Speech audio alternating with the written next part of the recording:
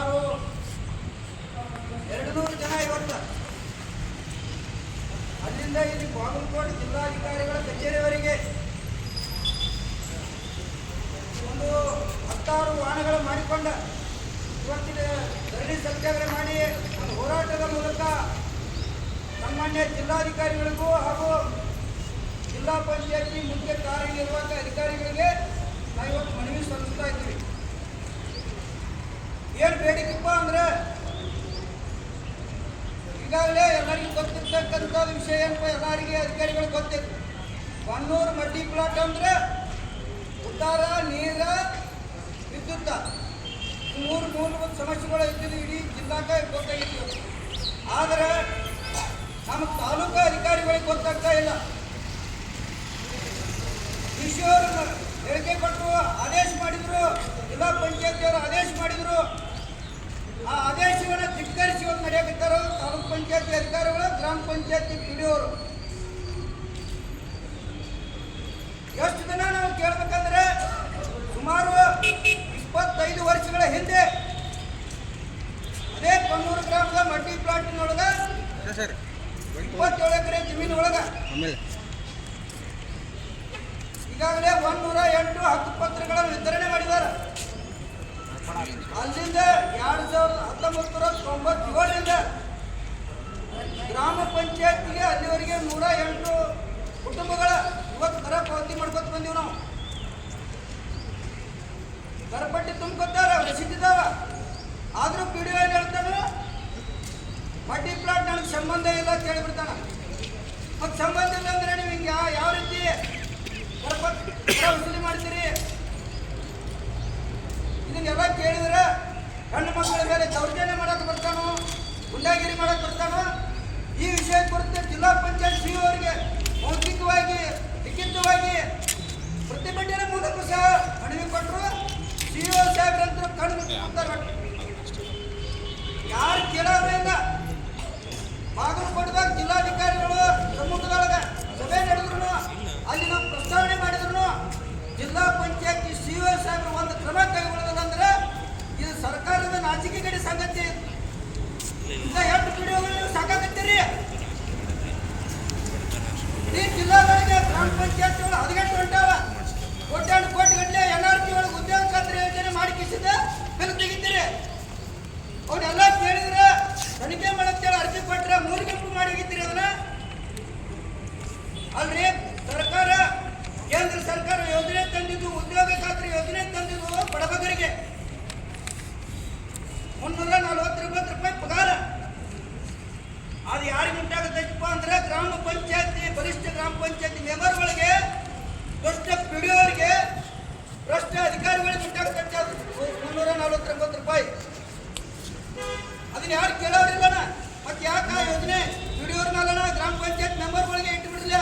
ಬಡಬಗರಿಗೆ ಯಾಕೆ ಹೆಸರು ಇಡ್ತೀರಿ?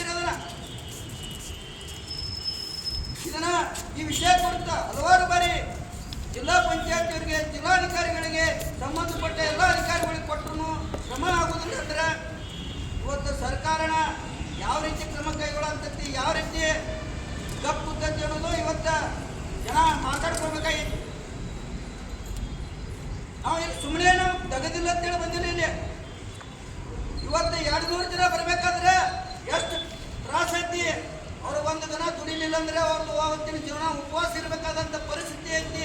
ಆದ್ರೂ ನಾವೆಲ್ಲರೂ ಇಲ್ಲಿ ಕೂಡಿ ಬಂದೀವಿ ಅಂದ್ರೆ ನಮ್ಗೆ ತ್ರಾಸ ಐತಿ, ನ್ಯಾಯ ಕೊಡಿಸ್ತೀರಿ ಅನ್ನೋ ಒಂದು ಭರವಸೆ ಇಟ್ಕೊಂಡು ಬಂದೀವಿ ನಾವು ಇವತ್ತು. ಅದಕ್ಕಾಗಿ ಜಿಲ್ಲಾಧಿಕಾರಿಗಳು ಹಾಗೂ ಜಿಲ್ಲಾ ಪಂಚಾಯತ್ ಮುಖ್ಯ ಕಾರ್ಯನಿರ್ವಾಹಕ ಅಧಿಕಾರಿಗಳು ಇವತ್ತು ನಮ್ಮ ಅರ್ಜಿಯನ್ನು ಪರಿಗಣಿಸಿ ನಮ್ಮ ಹೋರಾಟವನ್ನು ಬೆಂಬಲಿಸಿ ಸೂಕ್ತ ಕ್ರಮ ಕೈಗೊಳ್ಳಬೇಕು. ಇಲ್ಲ ಅಂದ್ರೆ ಮುಂಬರುವ ಜಿಲ್ಲಾ ಪಂಚಾಯತಿ, ತಾಲೂಕು ಪಂಚಾಯತಿ ಚುನಾವಣೆಗಳನ್ನು ಶಾಶ್ವತವಾಗಿ ಬಹಿಷ್ಕರಿಸಿ ಅಲ್ಲಿ ಯಾವುದೇ ಜನಪ್ರತಿನಿಧಿಗಳು, ಸ್ಪರ್ಧೆಗಿಳಿದಂಥ ಜನಪ್ರತಿನಿಧಿಗಳು ಆ ಸ್ಥಳಕ್ಕೆ ಬರದಂತೆ ತಡಿತೀವಿ. ನಾವು ನಮ್ಮಲ್ಲಿ ಯಾವುದೇ ಕೇಸ್ ಹಾಕ್ತೀರಿ, ಬಿಡ್ತೀರಿ, ಬೆದರಿಕೆ ಹಾಕ್ತೀರಿ, ಅದೇನೋ ನೋಡಂಗಿಲ್ಲ. ನಮಗೆ ಬೇಕಾಗಿದ್ದು ನ್ಯಾಯ. ಮಡ್ಡಿ ಪ್ಲಾಟಿನ ಜನರಿಗೆ ಈಗಾಗಲೇ ನಿರಂತರ ಜ್ಯೋತಿ ಇದ್ದಿದ್ದಲ್ಲ, ಅವ್ರಿಗೆ 20 ವರ್ಷ ಆದ್ರೂ ಈಗ 2-3 ತಿಂಗಳಿಂದ ಸನ್ಮಾನ್ಯ ಜಗದೀಶ್ ಕುಡ್ಗುಂಟಿ ಸಾಹೇಬ್ರ ಒಂದು ಹೇಳಿಕೆ ಕೊಟ್ಟರವ್ರು. ಇವರೆಲ್ಲರಿಗೆ ನಾನು ನ್ಯಾಯ ಕೊಡಿಸ್ತೀನಿ ಅಂತ ಹೇಳಿದ್ರು.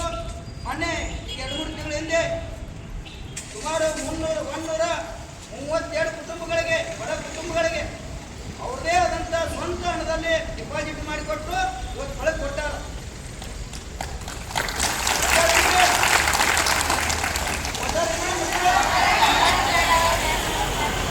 ಅದಕ್ಕೆ ನಾವು ಒಬ್ಬ ಜನಪ್ರತಿನಿಧಿ ಕೈಗೊಳ್ಳಬೇಕಾದಂಥ ಕೆಲಸ ಅವರು ಮಾಡ್ಯಾರ. ಅದಕ್ಕೆ ಅಧಿಕಾರಿಗಳ ಕ್ರಮ ಕೈಗೊಳ್ಳಬೇಕಾದಂಥ ಕೆಲಸ ನೀವು ಮಾಡಬೇಕಾಗಿತ್ತು. ಇಲ್ಲ ಆಗುದಿಲ್ಲ ಅಂತ ಹೇಳಿಬಿಡ್ರಿ. ಆ ಟಿ ಪ್ಲಾಟ್ ನಮ್ಮ ಜಿಲ್ಲಾ ಪಂಚಾಯತ್ಗೂ ಸಂಬಂಧ ಇಲ್ಲ ಅಂತೇಳಿ ಒಂದು ಹೇಳಿಕೆ ಕೊಟ್ಟು ಬಿಡ್ರಿ. ಒಂದು ಯಾವತ್ತ 100 ಟಿ ಪ್ಲಾಟ್ ತರ್ತೀರಿ, ನಾವು ನೋಡಕ್ ಯಾರ್ದೇವ. ಸರ್ಕಾರ ಏನು ಮಾಡಾಕ್ತೈತಿ, ಜಿಲ್ಲಾ ಪಂಚಾಯತ್ ಏನು ಮಾಡಾಕ್ತಿತ್ತು, ವಿಡಿಯೋ ಸುಧಾಗುದಿಲ್ಲ ಅಂದ್ರೆ ಕೋಟಿ ತಿಂದಂತ ದಾಖಲೆ ಸಮೇತ, ಫೋಟೋ ಸಮೇತ, ವಿಡಿಯೋ ಸಮೇತ ಕೊಟ್ಟು ಎಲ್ಲಿ ಕ್ರಮ ಆಯ್ತು? 6 ತಿಂಗಳಾಯ್ತು. 1 ಕೋಟಿ ರೂಪಾಯಿ ಮೇಲ್ಪಟ್ಟ ಅವ್ಯಾರ ಐತೆ ಸಾಕ್ಷಿ. ಅದು ಉದ್ಯೋಗ ಖಾತ್ರಿ ಯೋಜನೆ ಅಂತೇಳಿ ಮತ್ತೊಂದು ಯೋಜನೆ ಒಳಗಲ್ಲ. ಇಷ್ಟೆಲ್ಲ ಯೋಜನೆ ಒಳಗ ಅವ್ಯಾರಾದ್ರೆ ವಿಡಿಯೋರ ಏನು ಕೇಳಂದನ ವಿಡಿಯೋರನ್ನ ಬಚಾವ್ ಮಾಡುವಂತ ಕೆಲಸ ಇವತ್ತು ನಡೆದೈತಿ. ಯಾಕಂದ್ರೆ ಅಧಿಕಾರಿಗಳು ತಮ್ಮ ಸಣ್ಣ ಅಧಿಕಾರಿಗಳನ್ನು ಬಚಾವ್ ಮಾಡಕತ್ತಾರೋ, ಆದ್ರೆ ಬಡಬಗ್ಗರನ್ನ, ಸಾರ್ವಜನಿಕರನ್ನ ರಕ್ಷಣೆ ಮಾಡುವಂತ ಕೆಲಸ ಆಗ್ತಾ ಇಲ್ಲ. ಅದಕ್ಕೆ PO ಸಾಹೇಬ್ರಿಗೆ ಈಗಾಗಲೇ ನಾವು ಸಾಕಷ್ಟು ಬಾರಿ ಮಾಡಿಕೊಂಡಿದ್ದೇವೆ. ಆದ್ರೆ ಈ ರೀತಿ ನೀವು ನಿಷ್ಕಾಳಜಿ ತೋರುದು ಇವತ್ತು ಖಂಡಿತವಾಗಿ ನಾವು ಖಂಡನೆ ಮಾಡ್ತೀವಿ. ನಿಮಗ ಅಧಿಕಾರ ಇದ್ದದ ಆಗಿದ್ರೆ ಆ ಪಟ್ಟಂತ ದಾಖಲೆಗಳನ್ನು ಪರಿಶೀಲನೆ ಮಾಡಿ, ಹಂಗೆ ನೀವು ಕ್ರಮ ಕೈಗೊಳ್ಳಬೇಡ್ರಿ. ಪರಿಶೀಲನೆ ಮಾಡಿ, ಸ್ಥಳಕ್ಕೆ ಆಗಮಿಸಿ ಪರಿಶೀಲನೆ ಮಾಡ್ಕೋರಿ, ಸಾಕ್ಷಿ ನೋಡ್ಕೋರಿ. ಸಾಕ್ಷಿನೂ ಕೊಟ್ಟಿವು. ಇಷ್ಟು ಇದ್ದು ನೀವು ಕ್ರಮ ಕೈಗೊಳ್ಳೋದಾಗುದಿಲ್ಲ ಅಂದ್ರೆ ಅದಕ್ಕೆ ನೇರ ಶಾಮಿಲ್ ಯಾರಪ್ಪ ಅಂದ್ರೆ ಅದ ಮೇಲಾಧಿಕಾರಿಗಳು ಅಂತೇಳಿ ನಾವು ಹೇಳಕ್ ಇಚ್ಛೆ ಪಡ್ತೀವಿ. ಯಾಕಂದ್ರೆ ನಿಮಗೂ ಕಮಿಷನ್ ಬಾಗಲಕೋಟೆವರೆಗೆ ಮುಂದಾಗತ್ತೈತಿ ಅಂತೇಳಿ ನಮ್ಗೆ ಸಂಶಯ ಇದೆ. ಕೋಟಿ NRP ಉದ್ಯೋಗ ಖಾತ್ರಿ ಯೋಜನೆಗಳು ರೂಢಿ ಮಾಡ್ತಾರೆ ಅಂದ್ರೆ ಕೆಲಸ ಮಾಡೋದ. ಮತ್ತೆ ಇಷ್ಟೆಲ್ಲ ಇದ್ದು ಬಡಬಗ್ಗರು ನಾವು ಏನು ಕೇಳಾಕತ್ತೀವೋ ಏನು ಹಾಳಾಗಿ ಹೋಗ್ರಿ. ನಾವು ಕೇಳಾಕತ್ತಿದ್ದೇನು, ನಮ್ಮ ಮಲ್ಟಿ ಪ್ಲಾಟ್ ಜನರಿಗೆ ಈಗಾಗಲೇ ತಾಲೂಕು ರಾಜ್ಯಪಾಲರಿಂದ ಆದೇಶ ಆದಂಥ ಮಲ್ಟಿ ಪ್ಲಾಟ್ ಸರ್ವೆ ನಂಬರ್ ಒಳಗೆ ಈಗಾಗಲೇ 108 ಮಂದಿಗೆ ಹಕ್ಕುಪತ್ರ ಕೊಟ್ಟಿರಿ. ಇನ್ನು ಪರಿಶೀಲನೆ ಮಾಡಿ ಎಲ್ಲರಿಗೆ ಸುಮಾರು 2,500 ಕುಟುಂಬಗಳದಾವಲ್ಲಿ. ಆ ಎಲ್ಲ ಕುಟುಂಬಗಳಿಗೆ ಹಕ್ಕುಪತ್ರ ನೀಡಿ ಈ ಸ್ವತ್ತು ಉತ್ತಾರ ಸದ್ಯಕ್ಕೆ ನಾವು ಕೊಡಬೇಕಂತೇಳಿ ನಾವು ಒತ್ತಾಯ ಮಾಡಿದ್ದೀವಿ. ಇದು ಕೊನೆಯ ಆಗಬೇಕು. ಇವತ್ತು ನಾವು ಪದೇ ಬಾಗಲಕೋಟೆವರೆಗೂ ನಮ್ಮ ಖರ್ಚು ಮಾಡ್ಕೊಂಡು ಕೆಲಸ ಬಿಟ್ಟು ಬರೋಕೆ ಆಗಂಗಿಲ್ಲ. ಇದು ಪರಿಸ್ಥಿತಿ ಹಂಗಾಯ್ತು.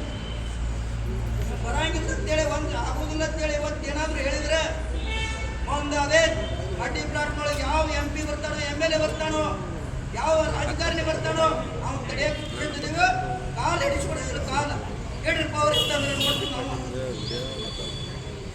ಏನಿದೆ ಅಧಿಕಾರಿಗಳು ಈ ರೀತಿ ಏನು ಕಣ್ಣು ಕಾಣದಂತೆ ಕೂತ್ರ ಬಡ ಪರಿಸ್ಥಿತಿ ಏನದು, ಬಡಬಗ್ಗರ ಜನ ಹೆಂಗೆ ಬದಕಬೇಕು, ಅದು ಒಂದು ಸಮಸ್ಯೆ ಬಗೆಹರಿಸಕ್ಕೆ ಬರಂಗಿಲ್ಲ ಅಂದ್ರೆ ಇಷ್ಟೆಲ್ಲ ನಾವು ಯಾಕೆ ಇದನ್ನು ಹೇಳಕತ್ತೀವೋ, ನಮ್ಮದೇ ನಾವೇ ಓಟ್ ಹಾಕಿ ನಾವೇ ಟ್ಯಾಕ್ಸ್ ಕಟ್ಟಿ ಸರ್ಕಾರ ನಡೆಸಬೇಕಾದ್ರೆ ನೀವು ನಮ್ಗೆ ಕೆಲಸ ಮಾಡದಿದ್ರೆ ನಾವು ಹೋರಾಟ ಮಾಡ್ತೀವಿ.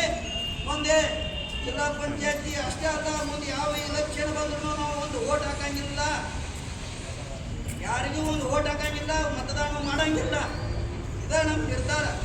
ಅದಕ್ಕೆ ನಮ್ಮ ಬೇಡಿಕೆ ಎಷ್ಟು, 2025 ಏನು ಮೇ ತಿಂಗಳೈತಿ ಬರುವ 3 ತಿಂಗಳ ಒಳಗಾಗಿನ ನಮ್ಗೆ ಅಂದ್ರೆ ಮುಂದೆ ಜಿಲ್ಲಾ ಪಂಚಾಯತ್, ತಾಲೂಕು ಪಂಚಾಯತ್ ಚುನಾವಣಾ ಅಷ್ಟರೊಳಗನ ನಮ್ಗೆ ಈ ಸ್ವತ್ತು ಉದ್ಧಾರ ಕೊಡಬೇಕು.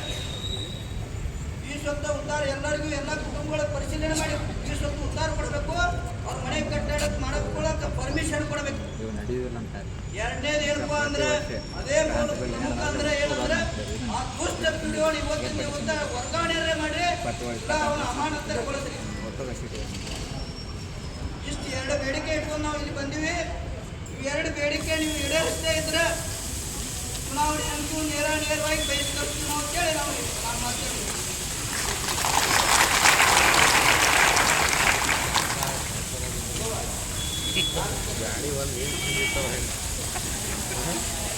ಗಲ್ಲು ಹೊಲಸೆಲ್ಲ ಬಿಟ್ಟದ